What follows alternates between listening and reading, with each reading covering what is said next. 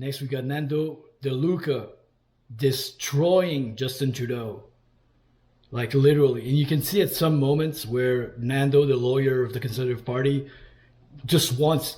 he knows that Justin is lying. He just can't hold himself from reacting to what Justin is saying. Like the reactions from Nando are as fun to watch as the reactions from Justin Trudeau, who seems to be walking on thin ice. You leveled some criticism and professed bewilderment at the leader of the CPC this morning not agreeing to receive a security clearance. Is that correct? Yes. Am I correct, sir, that Mr. Poilievre has said that the reason he does not wish to receive the security clearance is because he does not want to be constrained in terms of the use he can make of the information that he would receive? I don't believe that was his argument. I believe his argument was that he wouldn't be able to talk about the information he received. How is that different than what I just said?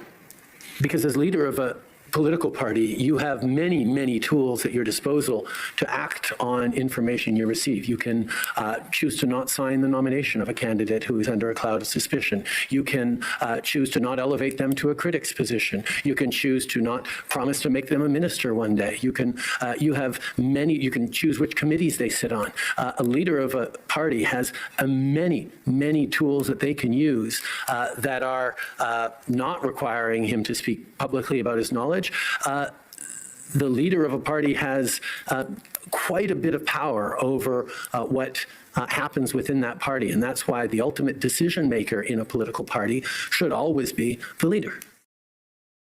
Are you aware that there are other security cleared individuals within the CPC that can and do receive regular security briefings? I think you're speaking of Ian Todd, the Chief of Staff? Among others, yes. I can't help but imagining how people would react if I sort of sat back and said, well, no, Katie Telford got cleared on this information. She made a determination about who could run for me or not, and I don't need to worry about that sort of stuff. Canadians didn't elect, or Conservative Party members didn't select Mr. Todd to make decisions about who could run for the Conservative Party of Canada. They expect Mr. Poilievre to take those decisions, but he has decided that he doesn't want to take those decisions. Sir, just over the lunch break, and you didn't mention Mr. Todd at all in the bombshell disclosure that you made today, but just over the lunch break, in light of that, in response to your news this morning that you were aware of a number of CPC parliamentarians and former parliamentarians that are at risk of being compromised by foreign interference, Mr. Todd has advised that he has received a number of top secret briefings from the security establishment, and in none of these briefings has the name of any Conservative parliamentarian or candidate, past or present, been brought to the attention of Mr. Todd. Why is that? You'd have to ask CSIS for that, but my supposition is that Mr. Todd is not the one who is responsible for determining what candidates can run or not for the Conservative Party of Canada, that it would be the leader. And much of the information that is handed out to various individuals with security clearances is determined on their need-to-know basis. You indicated today, as I indicated earlier, in a very public forum and in a very public manner, your knowledge of the names of CPC parliamentarians and the risk that they risk being compromised by foreign interference. Am I correct, sir, that one way that you could arrange for those threats to be mitigated is through the use of threat reduction measures under Section 12.1 of the CSIS Act? Threat reduction measures are tools that CSIS has used regularly in many cases regarding different parliamentarians, and it is very possible that a number of those parliamentarians will have had visits from CSIS and either defensive briefings or others to try and mitigate the risks that they are going through. That is different from a leader choosing to willfully remain ignorant of very serious contentions, including by the NSICOP, that the leadership race that elevated him to leader was compromised by foreign interference. And if the tool of the TRMs were used, you couldn't use the leader of the opposition's reluctance to obtain security clearance as an excuse not to provide that information to the CPC. Isn't that correct? I'm sorry, I'm not following. Can you rephrase the question? Sure. If someone wanted to get this information, this information about the names of the parliamentarians, for example, because of some imminent threat to the leader of the CPC, TRMs could be used, and in that event, it wouldn't be necessary for the leader of the CPC to obtain security clearance. No, you're entirely wrong on that. If you were to know that a certain candidate had a high degree of exposure to foreign interference and vulnerability, either witting or unwitting, giving a threat reduction measure to that candidate would not necessarily, and quite frankly, in my experience, highly unlikely to have the candidate spontaneously decide to step down as either a candidate or a member of parliament and not run in the next election.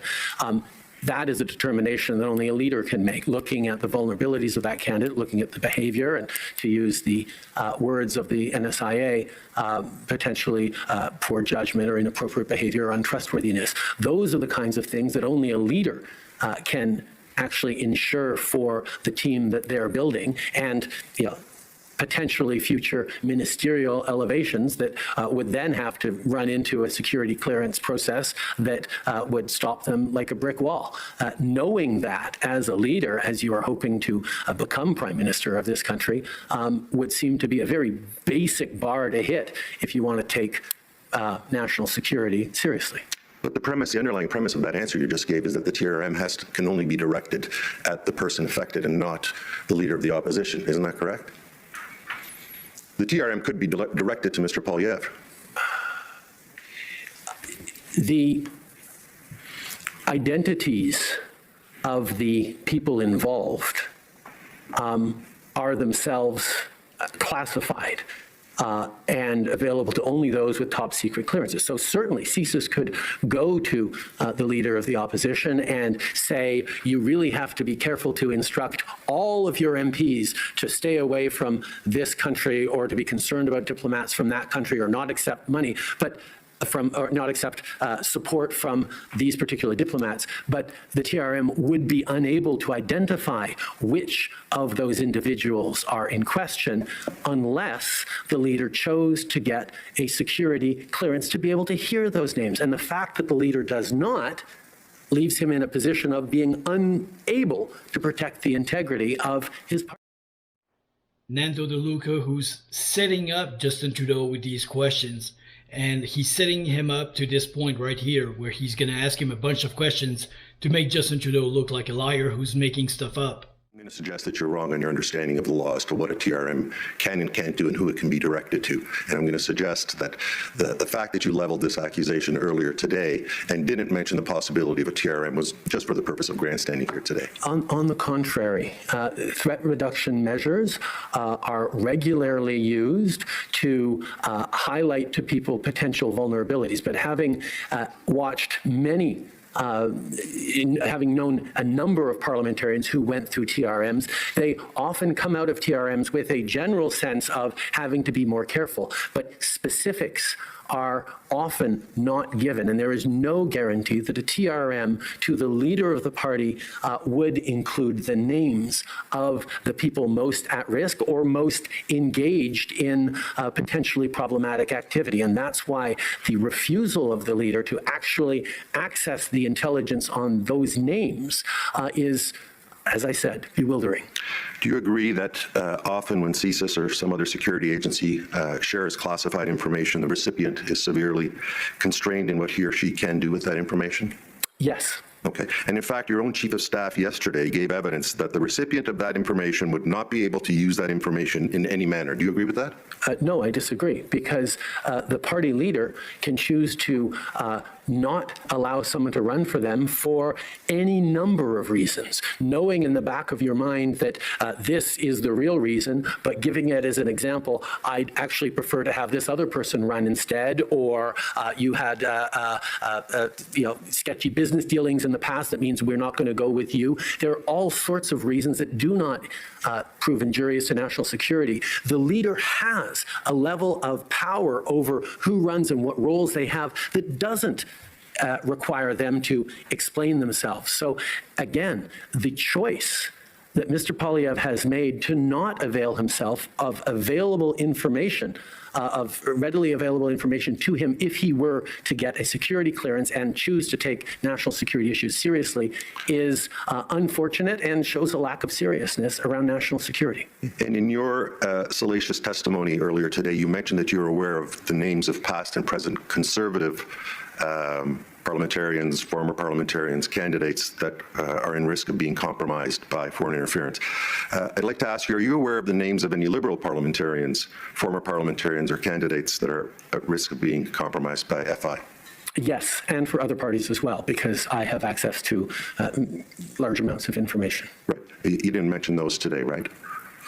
We spent an entire session the last time we had a public hearing talking about concerns and named individuals that that CSIS and intelligence agencies had within the Liberal Party. Don Valley North comes to mind as a riding. So as I have said many times, there have been actions taken and choices made based on information we got because I had that security clearance. Right. Mr. Poilievre has decided not to get that security clearance, so he can't even know how to begin or not to make decisions regarding that information. Okay, so you've acknowledged Mr. Dong.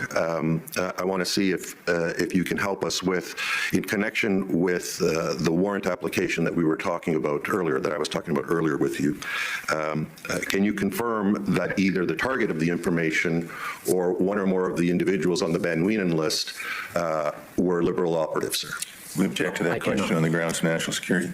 With all due respect, Madam Commissioner, when it suits the Prime Minister's purpose to say that there are Conservatives on a list that he can discuss or he can't discuss, that's fine. But when I ask for confirmation if there are Liberal operatives that are on a list, I said yes. My friends, well, I'm asking you in particular on that list there. But that is on the warrant or on the Van Wienen list.